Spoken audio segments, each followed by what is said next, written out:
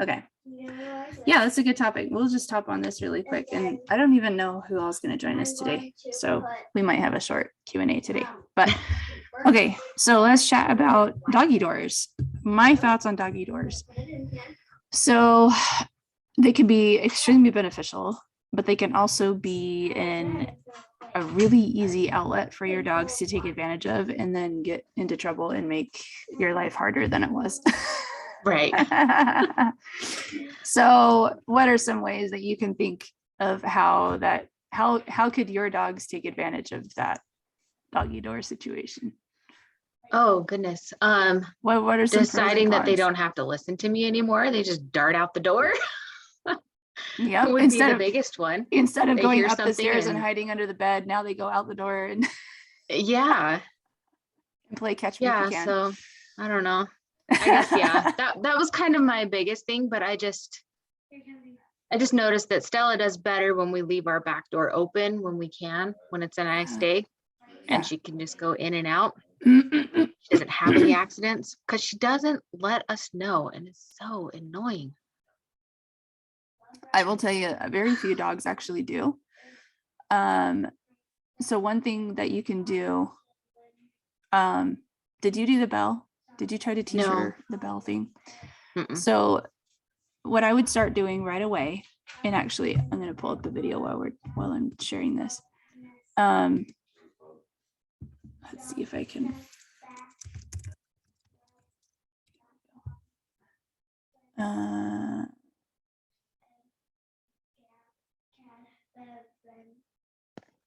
Let's see.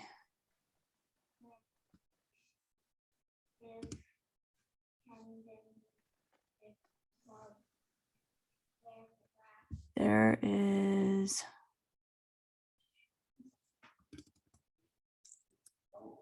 how to teach your dog to talk with buttons.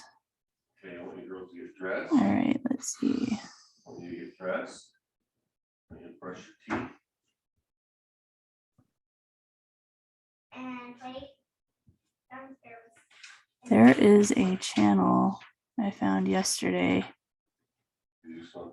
You know the buttons that say like I've seen like the little TikTok shorts or something where like the dog is like pushing different buttons. Yep. You can simplify it to have only like as many buttons as you want, right? You don't have to let's see. I can't find the one that I was watching yesterday. Maybe okay. Let me go to this one. Be quiet. I hate ads.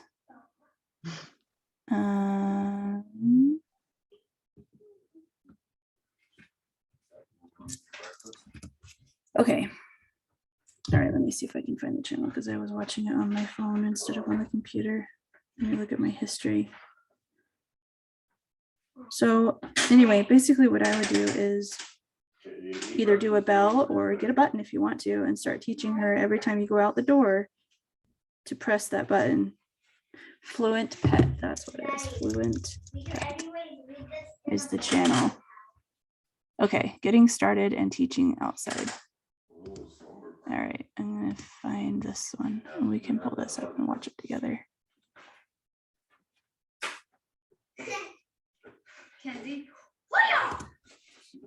Oh, that's not the one I wanted. I was wrong to do that too.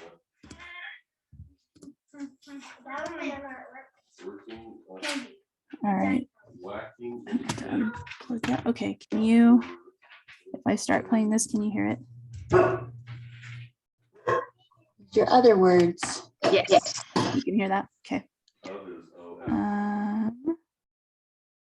Let's do theater mode. There we go. Okay.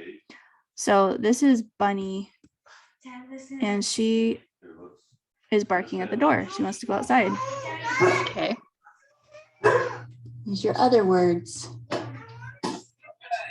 So I'm gonna go outside. Okay. This is Bunny. She's a 1-year-old sheepadoodle. She currently has 52 buttons. We started training her with the buttons when she was 8 weeks old, as soon as we brought her home, and her first word was outside. Using the buttons has been nothing but a positive experience for Bunny and I. My goal before I got her was to have the most connected relationship possible. And this has definitely helped with that along the way.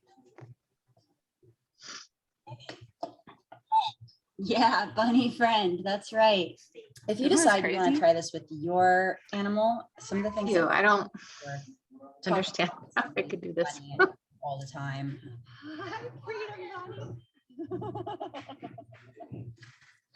She can do now, Buns. I also tend to believe that it's really important that you know how to communicate with your dog on their terms first. So don't just jump into the buttons and expect excellent communication. Be sure that you're taking the time to understand your dog's body language. I think it's really important to learn how to communicate on their level first. Mhm.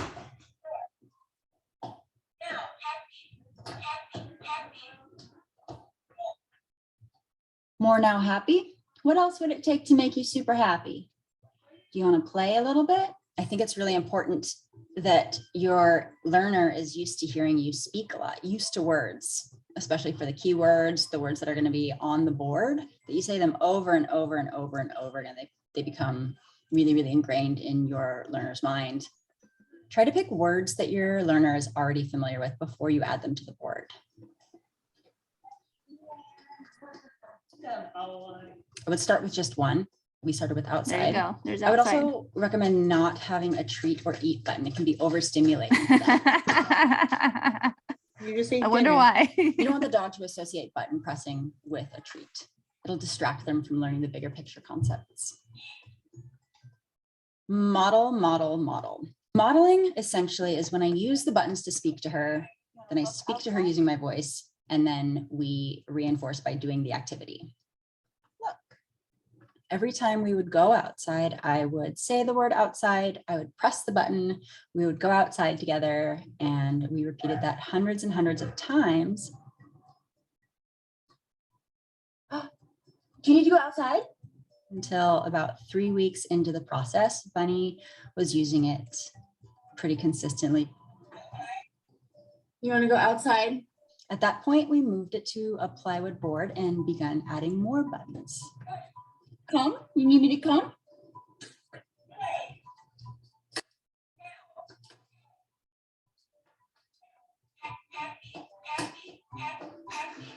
She really likes that button. The problem we had with the first board was that anytime we'd add a row, she wouldn't access any of those inner buttons, just the outside quadrant. Once we got the hex tiles though, it seemed to be a lot easier for her to access all of the buttons. When we introduced the hex tiles a few months ago, it was a frustrating transition for her because all of her buttons had been in their specific locations on the board, and we completely rearranged them based on the Fitzgerald key in the hopes that it would speed up her learning and help her communicate more effectively. The hex tiles let me group words together based on what part of speech they are. So for the first week or two, she spent a lot of time saying want, where, mad, seemingly to say that she wanted her old setup back, where were the buttons she was looking for, and she's mad that she can't find them. Look at this, Doggy. Want outside? Buns, look at this button. Walk. It only took about 2 weeks of consistent modeling the buttons in their new locations for her to sort it out.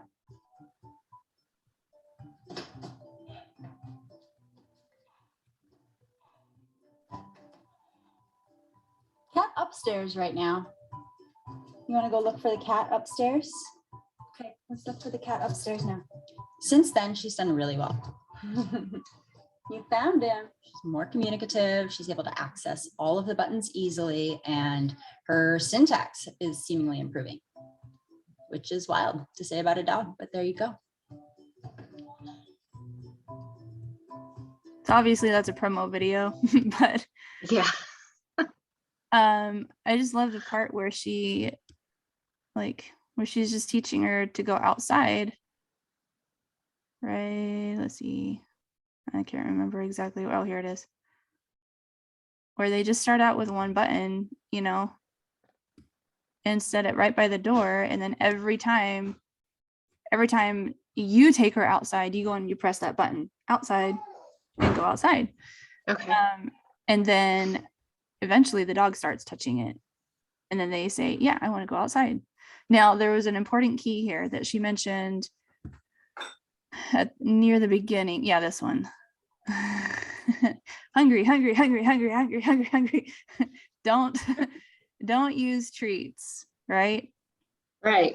So That's all Stella would press. She Yeah, is like exactly. my garbage disposal. Right? Drives me nuts. So don't use treats when you're doing this because you don't want them to associate pressing a button with treat. Button, treat, Mhm. button, treat, button, treat. That's not the point of this. The point is to Right. teach the dogs that with each word there is a bigger picture here that they're trying to understand and trying to communicate with us, right? Right. So anyway, I like the idea of starting with teaching them outside, to go outside. So I wouldn't use a treat for the button pressing, but I would use a treat after they've gone successfully outside to go potty. Okay. Right? Okay. So anyway, you can take that as far as you want. I'm really curious myself. I don't know. I'll see how invested I am, but I might try it with Spooky and then we'll see. But you know, it did help obviously that they started with that puppy at 8 weeks. And so she's got 52 buttons now and she's like fluent, right? But you know, it was an interesting channel. I really like how they were like, they have, let's see, they have 61 videos on their channel on Fluent Pet. Hello and welcome. Whoops. I'm gonna pause that. We don't need to listen to it.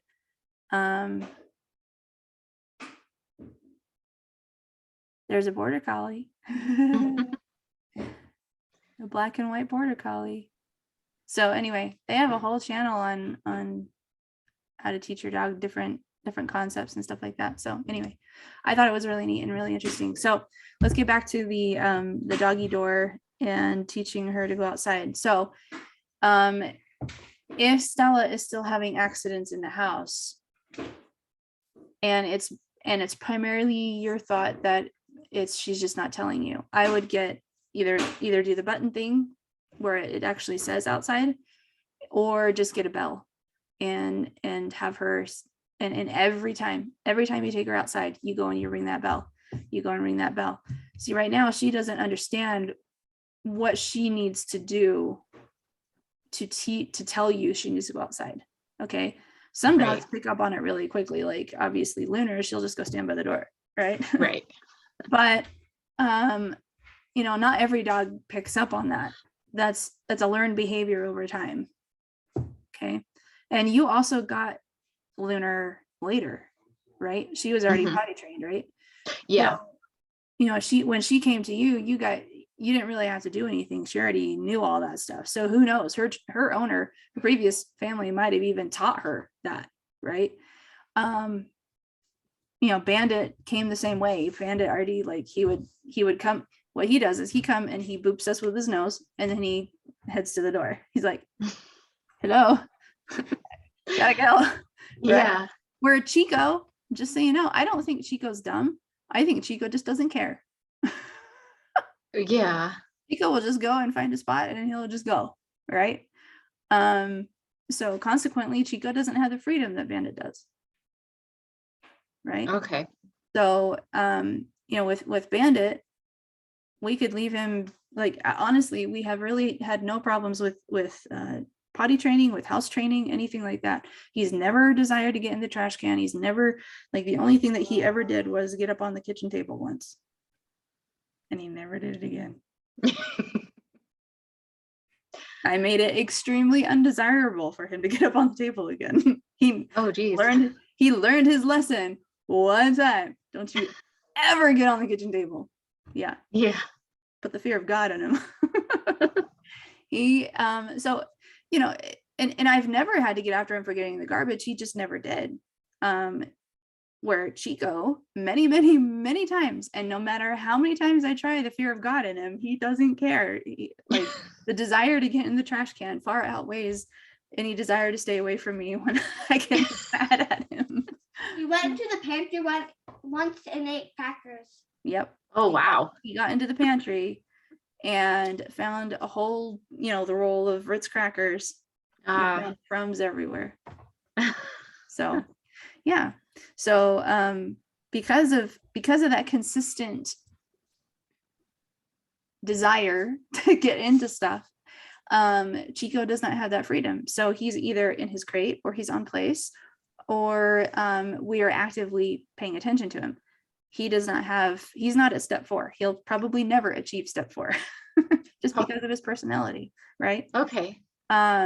So, then here begs the question, is it okay for your dogs to have different rules and have different levels of freedom? Apparently the answer is yes. Yes, because they're at different training levels. They're different ages, right? Lunar is a much more, well, I was going to say responsible, but sometimes depending on her behavior, depending on what's going on, depending on the context, right? So for Stella, her problem is still potty training, where Lunar, her problem is she just doesn't really like strangers in her home. Okay. So taking the concept that, okay, Stella right now does not have the level of responsibility to hold it and to tell you when she needs to go to the bathroom. Consequently, the same as for Lunar, she doesn't have that level of responsibility to be calm and quiet when people come to the door, right? So that's okay. Your dog is going to have different levels of freedom, different levels of responsibility, because they are at different levels of training. Okay. And also meeting their individual needs. Like, again, Bandit is pretty consistently at being an awesome dog. The only issue he has is when he's out in the yard and there's other dogs, especially male dogs, that come up to him and he just doesn't feel comfortable around other male dogs, right? Okay. You'll have to get Daddy because I'm on the computer. No, I said when people are. Oh, okay, I gotcha. I thought you said somebody was out the door. Oh. So yeah, Bandit's biggest issues are with other dogs, other male dogs. And then when people come to the door, he gets really excited and just sits there and whines the whole time. But other than that, he's a perfectly good dog. Where Chico, he's a perfectly good dog too, as long as he's under supervision. Right. Okay. And then Spooky, she has had a few accidents in the house, but that was right when we first got her. And I don't think Spooky's ever gotten into anything. Nope. To my knowledge. He's been caught. Yeah. And maybe she's the one doing it and it's getting blamed on Chico. Just kidding. So anyway, it is okay to have different rules. Now I would say this. Same rules, right? But different levels of raise the bar, right? So like different levels according to where the dog is at in their training, where the dog is at in their level of obedience. Okay. So same rules, same consequences, but it is currently sitting at where is that dog at, right? And it doesn't necessarily have to be age. I mean, take a look at Chico. He's Legacy Bandit is 9. Chico is 8. And Spooky is not even 2 yet. Okay, so it's not necessarily age, because Spooky actually has more freedom than Chico does. And there's 6 years difference, 6.5 years difference in their ages. Okay. So it's not necessarily age, it's based on level of maturity, level of obedience, level of training that they've already received. Right? So so let's put this into context. So with Lunar and Stella, my suspicion, correct me if I'm wrong, my suspicion is that you are currently giving Stella the same level of freedom as Lunar because you feel bad about it, because you want her to have the same rules, right? No, it's not the same rule, but it's the same expectation. Like, well, you should have the same rule, but you should have different levels of expectation for your dogs, because based on their age, maturity, responsibility, and obedience, right? Right. So how can you change that up for Stella? How can she be more successful and actually ultimately come to a point where she does not have any more accidents? I don't know. I just backtracked and just was more consistent, I guess, about putting her in for the 2 hours. Cause after like an hour, she gets antsy and she wants out. And so I let her out. Okay, but you let her out without supervision though. So how is she leaving deposits? When and where and how often is she leaving presents for you in the house? Oh, actually, she has never pooped in the house, which is Good. weird.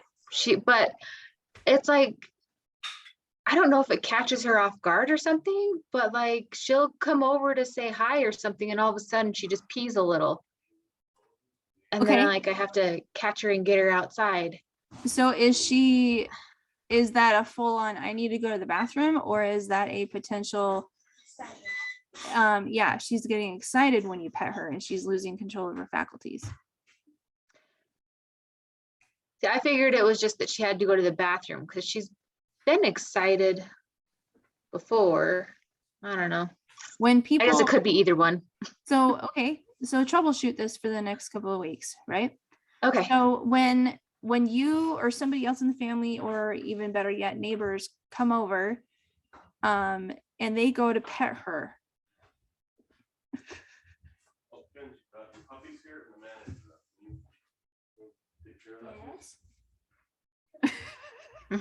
sweeping using the hoverboard, Yeah, gets the job done. it does. So when you go to say hi, when the kids go to say hi, when neighbors and friends come over and they go to pet her, does she automatically get really excited and then squat? Or is this just, oh, I gotta go pee?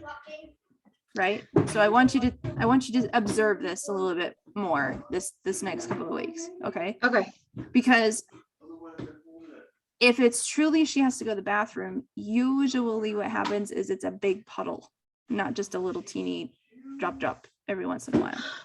Oh, well, no, I mean, it's a puddle. But, Oh, okay.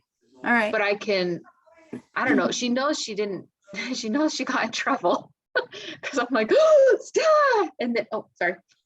I woke her up. And then she runs over to her kennel. And I was like, no, get outside. You got to finish. Okay. But so I would go backtrack a couple of steps. So if she is free, when she is free to wander the house, you need to go back a couple of steps. So when so it sounds like it's happening even when you're supervising her, even when she's right there with you, right? So put her back on a leash. Do not let her wander around the house without a leash on. Either tie it back to something like a piece of furniture, or tether it to yourself, right? But sit on the leash, or have it, put a belt on and strap the loop through the belt or whatever like that, so that she can't just wander around. So then, and if she does squat, no, drag your little hiney right outside, and then go let her outside and stay with her and see if she finishes outside. Then when she finishes outside, good girl, let her off the leash, and now let her have some freedom. So now she earned the privilege of having free reign, right? okay. See? So yeah, I would just backtrack a couple of steps until she is, number one, old enough, as far as like not age, but I want her to be old enough where she has control over her bodily functions, right? So Yeah, she and needs that's where I was wondering if maybe it just sneaks up on her and it takes her off guard or something. I don't know. And she just can't hold it long enough. Yeah. Well, she I can didn't hold it know. through the night, right? She hasn't had any accidents in her crate. Right. Which that was another thing. Cause I'm like, she can go 10 hours in the crate and not even wake me up. But then I'm like, well, she's not drinking all night long. She's drinking all day. It's So, true. I mean, it changes, but. It's true. Okay. No. So I would, hey girls, turn the volume down, please. if you need to talk and you need to discuss things, please turn your volume down or close the door. Okay. Micah, Mackenzie.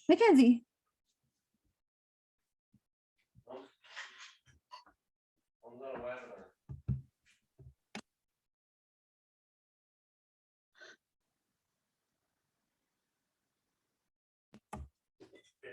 Okay. So yeah, just backtrack a couple of steps, put her back on a schedule if you need to. Leash on at all times. Okay, especially in the house. Outside, I couldn't care less. That's up to you. But as far as going back to your question about the doggy door, I don't think either of them are ready for it. Right? So Yeah. it might help Stella with potty training, but it could also make it worse. Okay. As far as she just goes in and out as she wills. And then same thing with Lunar. Now she is reverting back to her old habit of running out there whenever she wants to and barking at the fence. Right. Yeah. So that's usually what I see with a doggy door is sure, it's really nice to be able to let the dogs go in and out at their leisure, especially if you need to leave and they like you can leave the house and go run errands, right? And you don't have to worry about them.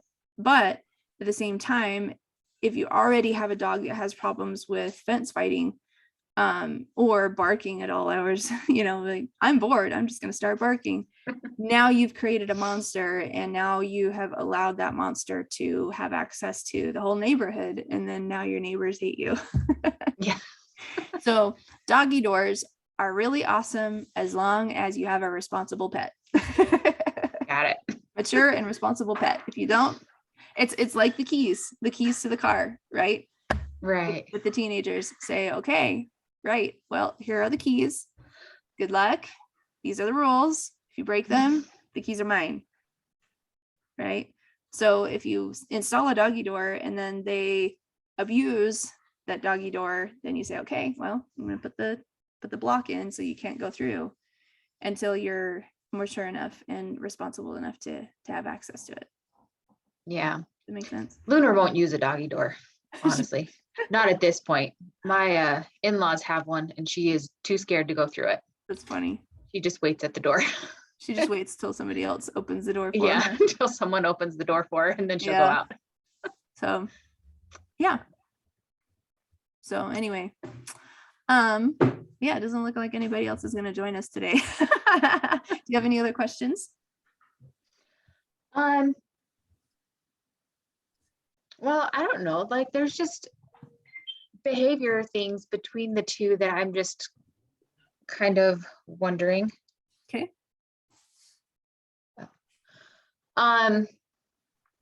Okay, so like the fence fighting that you were saying. Mhm. Lunar still goes and at least I can get her back though. She doesn't Right. completely ignore me. Good. But she'll still dart over there. But like Stella will run over and she'll just like plop her butt in front of the area where the hole is and just sit there and just watch her go crazy. Like, what is that about? Is she like trying to claim that space or something? I think she's Or just what? she's Or is she just being a dope? just sitting at the TV watching with popcorn. Okay, I wasn't sure because I'm like this, like, That sounds yeah, funny. it was just really weird. And she'll just lay down by it, like, what are you doing? Yeah. Yeah. And she doesn't freak out because when Thor's on the other side, like she'll sniff under there, but then like she does these like little playful hops backwards, like she just wants to play, but she's not growling or barking or anything crazy. Good. But I don't know My- if that will start. Yeah, I was gonna say So- my concern with this is if Lunar is still able to or still given the opportunity to do this behavior, Stella could easily pick up on it. And she's impressionable right now. She's still young and she can still learn and she can be like, Lunar finds this really fun. Maybe I can do it too. So you need to take Lunar's, like basically this is an obsessive compulsive behavior. Okay. So for Lunar, this is how she relieves her border collie nature, right? So Thor on the other side of the fence represents her sheep that she's trying to control. Okay. Okay. So you need to take that obsessive compulsive need and give her something that's more constructive. Okay. So I would do some research, look up some fun activities, constructive activities to do with your border collie. Okay. Give her something that she can herd. Okay. Look into, yeah, give her the big yoga ball, or something like that. She might be scared of it, but get something. Okay, because I'm like, she's scared of the one that I use in the house, but get like a beach but I don't ball know or if it goes something, outside. get something a little, maybe a dodgeball size, something a little bit smaller, and start with that. And then or do let's see, let's look up a couple of things. You could give her just a couple of dodgeballs and then she can just go chase them.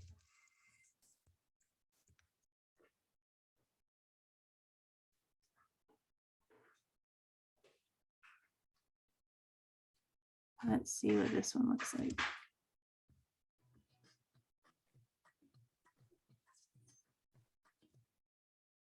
Skip ad. Okay, so this is called lure coursing. So it might be a little hard for you to set it up on your own, but basically this is just a little rabbit dummy thing that the dogs chase. It's on a line, so there's a course around the yard, around this property here. Oh. Oh, and she got it. Okay, so that's something that you could look into. I don't know how easily that would be to put it together in a backyard. You can also do a, let's see, flirt pole. This one would probably be a little bit easier for you. Can you put my ponytail up? Can you put my ponytail? Not at the moment, sweetie. I'm still on my call. As well as older dogs. Okay, so here's Robert. We've already looked at a couple of his videos Your dog. in the past. There are some dogs that may have an aversion to tug, whether not wanting to bite or not understanding the game. In But see today's how lesson, they've I'll taken show you how I the use a lure flirt coursing pole idea and they've some just put it really on a fun pole. techniques to build Ziggy's right? prey drive toward Okay. the toy, as well as his confidence once he gets a hold of the toy. One of the biggest secrets, I let him win, win, win. Let's get started. Okay, so you can do something like this And he tries to kind of where grab onto it to I'm just going to mute him for a minute so I can talk. But basically, they just take a normal stuffed toy, put it on the end of this pole, and then they just kind of tease him with it, and then let him win. Right? That's the important part. Is in order to keep them engaged, they still have to let the puppy grab it and then investigate it, and then start playing with it. Okay, so Okay. a couple of minutes of doing this, and it's going to be exhausting for Lunar. Okay. Yeah. Okay. So you could do that. You can also play fetch. You can also do stairs, up and down the stairs, running up and down the stairs. Okay. You can get her on a treadmill. I know it's going to be scary for her, but seriously, that is something that she can like gain a ton of confidence on. Okay. So Robert actually has some videos how do we get on, our dog to listen to? let's see. Yeah, she's not one that likes to play fetch. Okay. She likes You like to grab it and run? like toss the ball back and forth or something. She likes to stay in control. Essentially is what it is. So if I throw the ball, she'll bring it within just a few feet of me and just lay down and just have it in her paws. And if I go to reach for it, she'll like cover it with her paw or she'll hurry and grab it. Here we go. All right, here's Robert's video on slat mills. Okay, so this is a slat mill treadmill. Let's look at how This we get is our more dog for, how to introduce a new puppy to a treadmill and how to this make is a this dog powered treadmill. excellent. So it only goes as fast and as long as the dog is actually powering it. Okay. Oh, The dog can okay. go at any pace they want, super slow or super fast. and they can stop whenever they want. But let's look at a couple. It's not features that I powered, about like this. there's no, One, the mill is completely enclosed, so there's yeah, so under he's each- just talking about it, but I'll show you the part where Another- Maya starts running. condition. Dog is Maya's his German Shepherd. of the. I all So he wants to make sure that all the equipment's on right, and she's using a harness so that she's not choking herself. So he gives her the command to go here. And she loves this. You can tell she's That's just, right where her feet should be. Her feet are landing right here, which is just behind the axle. and she can control how That's the fast she safest wants to place go. for her feet to land. I would say for a really fit dog, 10, 15, 20 minutes max. Full tilt run is a lot for the dog, especially a fit dog, a German Shepherd, Malinois, Dutch Shepherd, anything like that. Don't overdo it. Watch your dog, watch the heat. Make sure they don't eat before they're on it or drink before they get on it. And don't let them drink immediately after. Let them kind of calm down, run around the yard a little bit, lie down, and then give them some water. So let's introduce So he's gonna take this other puppy and teach him how to get up there. comfortable on the treadmill overall is a good So thing. lots of treats to begin with, Super, right? super comfortable eating off of it. It's moving a little tiny bit. So this is the first time I'm going to introduce of it, I'm just gonna kind of associating something. skip forward a little bit. So see how he makes him. Good, cool. So he's pushing. And Pushing that's the the thing back. beautiful suspicion of the dog. The suspicion will work him through a lot of behaviors that you can't force him through. I'm going to put his harness on. See, so now we're going to need to use a lot of lures. We're going to want to get him to stay up here. And there we go. So he's kind of just locked here. I'm going to support him this time. I'm going to turn it on and I'm going to move it. Good. So he has to see what's going to happen. Good. That a boy. That a boy. So see, now he's starting to see what's going to happen. That a boy. Yeah, that a boy. Yeah, good boy. He has to trust you. I've got him here supported. Before I let go, I'm going to lock it. I'm going to give him a reward. That's all I So want locking him it to and do. unlocking it, all it does is there's just like a lock that prevents the mill from moving, the slats from moving. So that they can get on and off safely. Mhm, exactly. Okay. Yeah. So anyway, this is something that may or may not be something that you can look into for Lunar especially. I think she just needs an outlet other than going running with you. She needs something to engage her mind and challenge her because she's still stuck. She's still stuck in that fear state, right?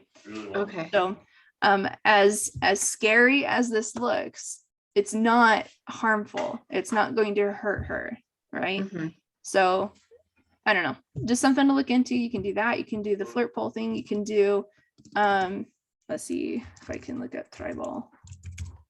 I can spell it correctly. So this is where they use, I don't know if this is a good video or not, but they use yoga balls basically. So these dogs are herding different colored balls and they have to get them into this goal area. See this goal right here? Mhm. And the owner has to tell them which ball to go get. Oh. So it's just Okay. like sheep herding.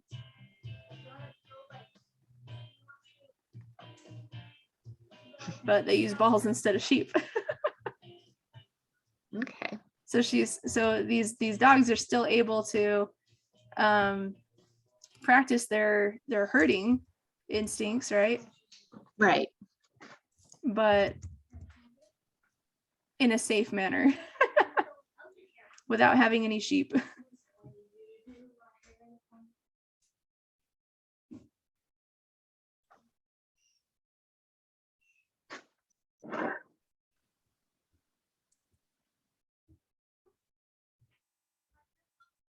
And obviously the dog doesn't know what color it is. They're just waiting for the dog to get closer to the ball that they want. And then they say, yes, that one. Okay. So it's the same thing with sheep. So in a sheep herding competition, each of the sheep are wearing a different collar.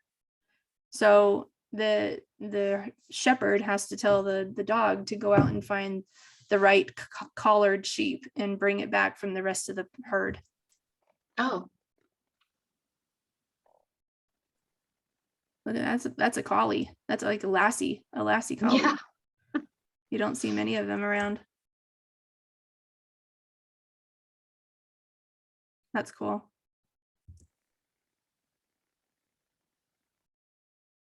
That looks like a terrier of some kind. So yeah. Oh, and there's a. I was gonna say that was a Rottweiler, but it's not a Rottweiler. So he's saying, no, that's the wrong ball. Go get one. There you go. I don't know what kind of dog that is. Must be an Aussie Doodle or something.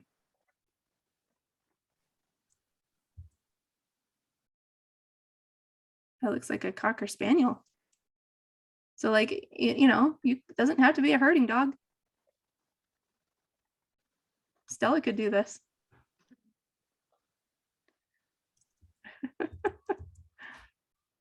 There you go. There's a Labrador. It's just gonna bark at it. That's probably a lab shepherd mix. Is what it really looks like. Not a full Labrador. I'm just gonna bark at it.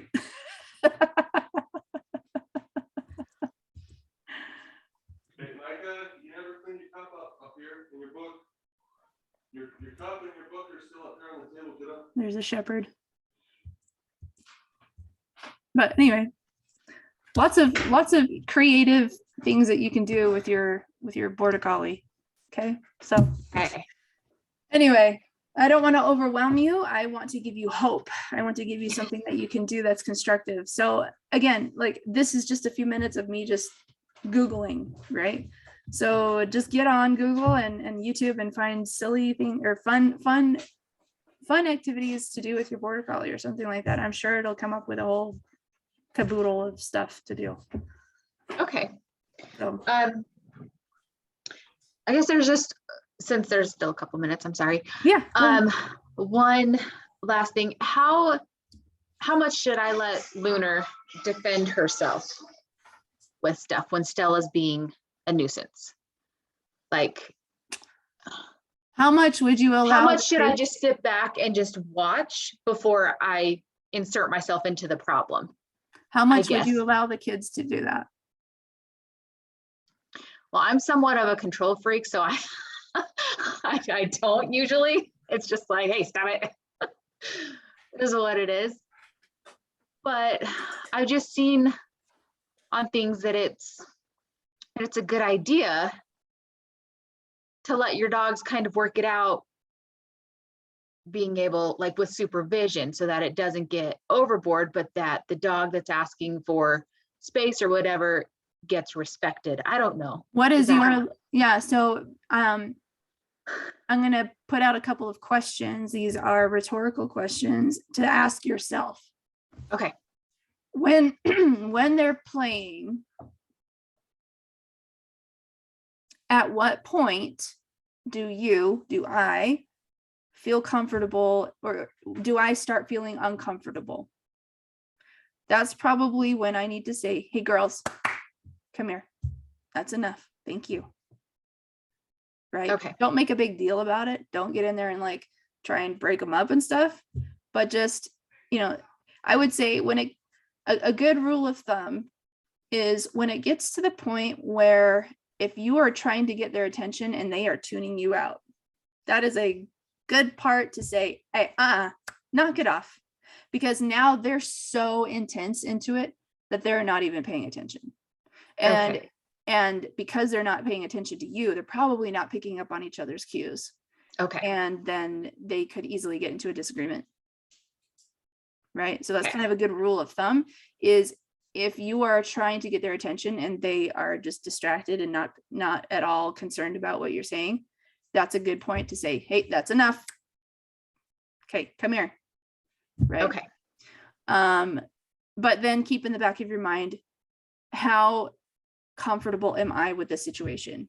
If you're starting to feel uncomfortable, don't let your discomfort break them up. I want you to check yourself before you go do it, right? Because your own fear and insecurity of what's going on can trigger them. Okay. But I want you to say, okay, I'm getting a little uncomfortable with this. I'm going to step in. And how I'm going to step in is, hey, Stella, come. Lunar, come. Right. And Okay. then they should listen. And if they're not, then obviously it's a perfect time for you to break it up and say, okay, you need to go sit in your separate corners. Ding, ding, ding. Take a break. Yep. Okay. Okay. Does that help? Yes. Good. I mean, honestly, it just depends. Like with Bandit and Chico, they get really into it and they can really wrestle hard. And even Bandit and Spooky too. They wrestle hard and they bite each other and they, you know, slam and body slam at each other and they're all over the place. But Yeah. for me, I have a long history of observing dog behavior, so I know what to look for where you Right. don't, and that's okay. That will come with time. That will come with learning and observing and stuff like that. And I would just go back and watch. Let's see if I can walk you through how to get there. Hold on. So I would go back to go to the classroom and then go under, I think it's socialization. Yeah, section 2. Okay. There's the whole playlist here, the YouTube playlist. Yes. Okay. And I would just watch this over and over and over and over. Like, how are these dogs interacting with each other? When am I stepping in? When am I choosing not to step in? Right? Because like Okay. these guys, you know, this is Bandit and Ruby, and they're like body slamming, they're throwing their paws at each other, they're biting each other, they're grabbing each other's body parts. And Mhm. I'm not saying anything. I'm just sitting here watching them and enjoying them. And they're huffing and puffing, they're breathing hard. Lunar's go-to is the takedown of the back legs. Yep. Take out the legs and she like tumbles and rolls. Like, Yep. "Ah." And that's Bandit, you know. Bandit's a herding dog. He's going to go for the legs. They always go for the legs, right? Ruby, being a pit bull, she naturally goes for the neck. Yeah. Go for the jugular. Yeah. Right? Okay. So what about this one? Where this is not so much a We've got some new puppies today. this is funny. There's one new bigger puppy and one new young puppy, little puppy. So meet Jasper. So I'm gonna mute it here because I'm just giving commentary, but you know, they're just roughhousing, being silly, right? And then Nash goes for the leash, which is hilarious. Okay. 4-month-old. Okay, so right here, something happened. This is important. And I want you to go back and I want you to watch this a couple of times and see if you can pick out the trigger. Currently, oh, there he goes. The little ragamuffin. And Nash is the 4-month-old. You didn't see what Poor happened pointer. because it was off screen. Oh, he just got told what to do. Oh. So Oh, there you go. what happened here? So these two puppies were playing, Mhm. He's the 4-month-old Bernedoodle. and then what happened? Whoops, sorry. That's on the floor currently. Oh, there he goes.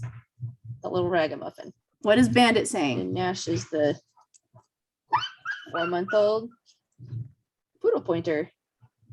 Oh, he just got told what to do. Oh. I don't know. He just ran through. It looked like he Oh, right. kind of got caught on the leash, honestly, And but Nash on the floor. didn't. Okay, watch this. So it's really, really, really, really, really important. I'm going to slow this down and I'll mute it. So there's something that happens right here. And this is what's super critical for people who have multiple dogs or take their dogs to the dog park or anything like that. Have any kind of interaction with other dogs. So watch. What does Jasper the puppy do?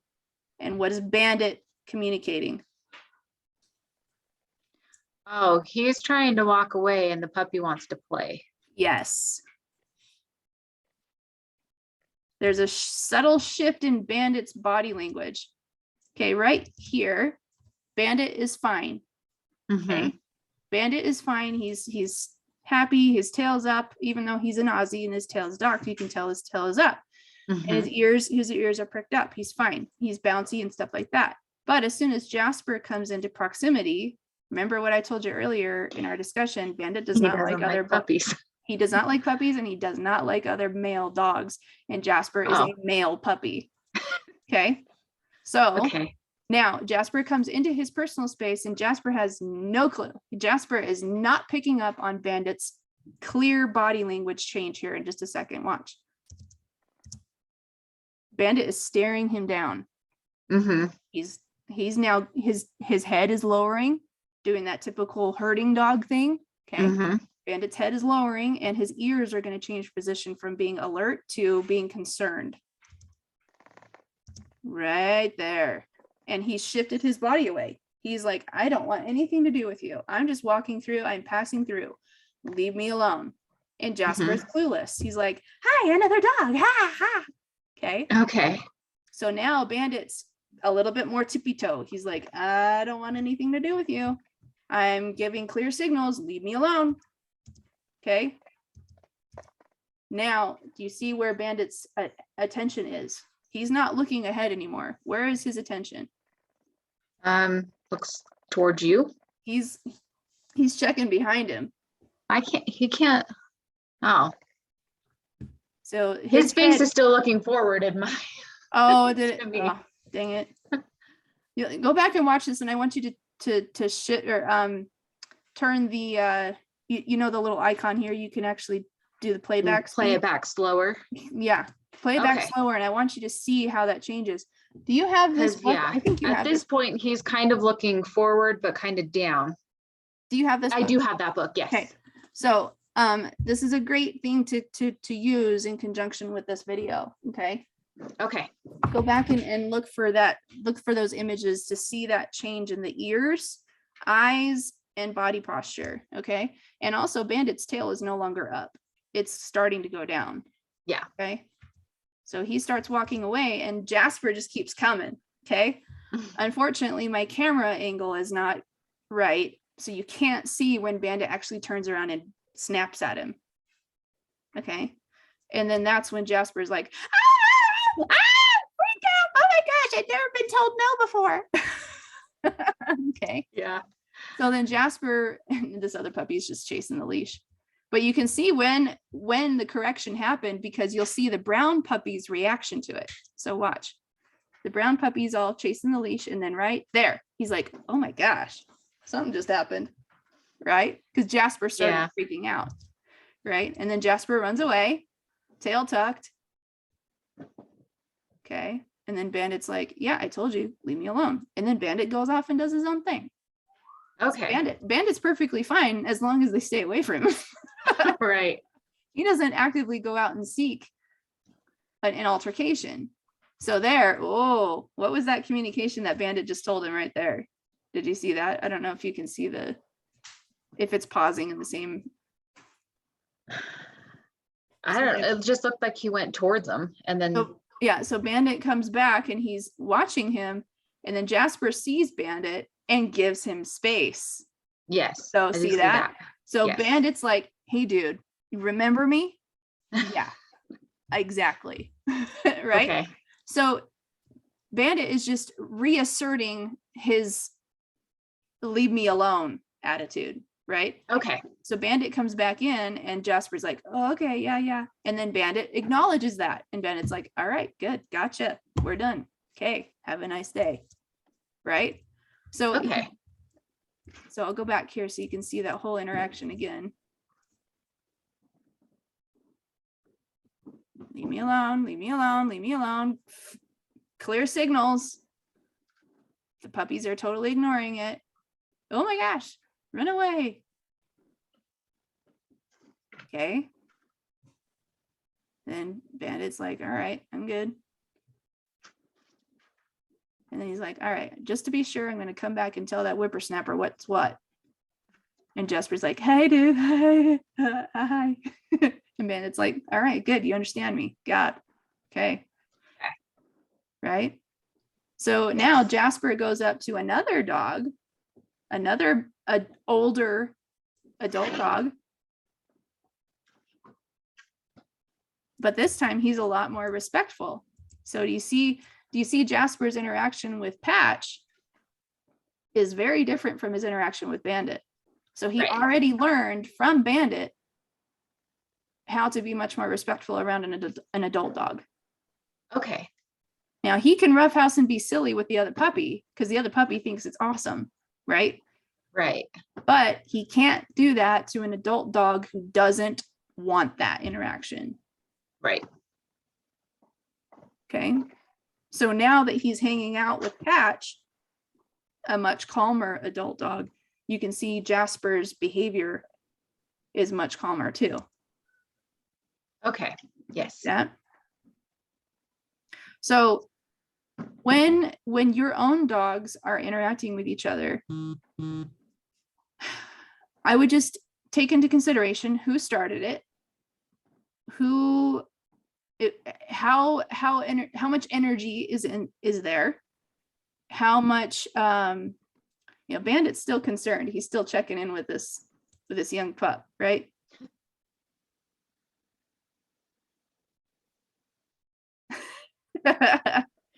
Oh, now did you see what happened though? So Patch comes over. I backed it up a little bit so we can start over again. But Patch comes over and he starts interacting and playing with Jasper. And Jasper's like, "Oh, you want to play?" And then Patch is like, "Yeah, but there are some rules. No paws in my face, but I'll play with you." Okay. So Jasper's being that puppy's being a lot more submissive. You see that? Mm-hmm. He's getting down and he's crouching down. And he's doing the whole belly rollover thing, right? It's a lot more submissive, which is good when they're interacting with an adult dog. Okay.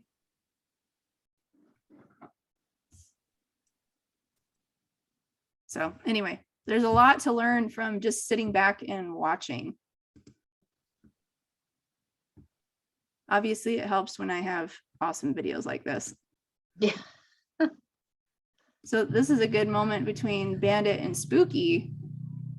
When we first brought Spooky home, she became our dog. So they're roughhousing and playing. And then Bandit tells Spooky enough. In just a minute.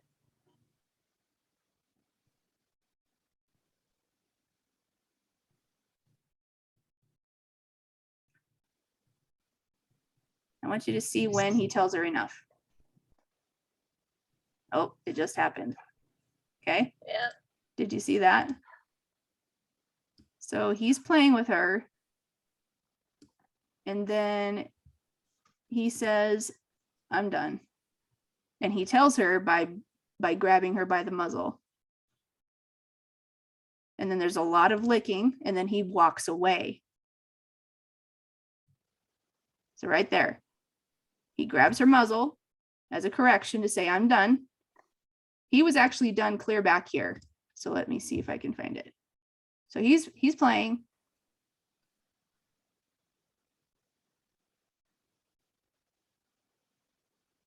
Right about there, he's actually done. So did you see that part where he's like, he's playing here, and then right here, he steps away and he's like, "All right, I'm done." But then she comes back for more. And then he says, "No, I'm serious." And he bites her by the face.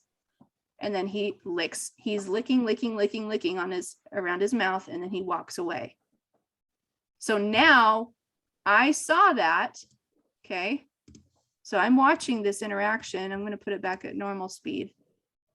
I'm watching this interaction, and I want you to notice when I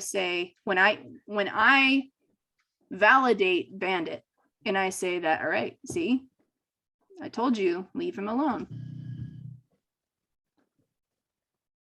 So he's playing, and then he gets up and he's done. And she wants more, and he says, "No, I'm done." Yep, he's done. All done now, huh? See? So you can catch that moment of when Lunar or Stella, it doesn't matter who is it, that started it or finished it, doesn't matter. But validate that dog's, maybe Bandit's tired and he's like, all right, I'm done. Bandit, I mean, he's older, he's 9 years old, maybe he's hurting, he's like, all right, I'm done.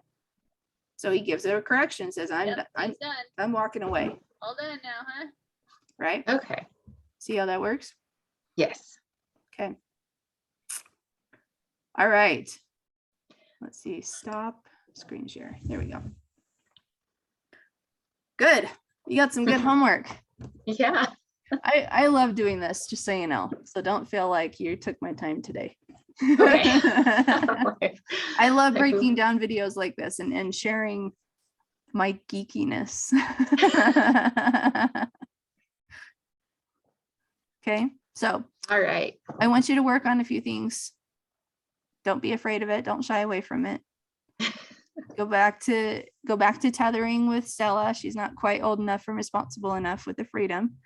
Even same thing, follow through with Lunar with the fence. Okay, so make sure that she's not inadvertently teaching Stella a bad habit.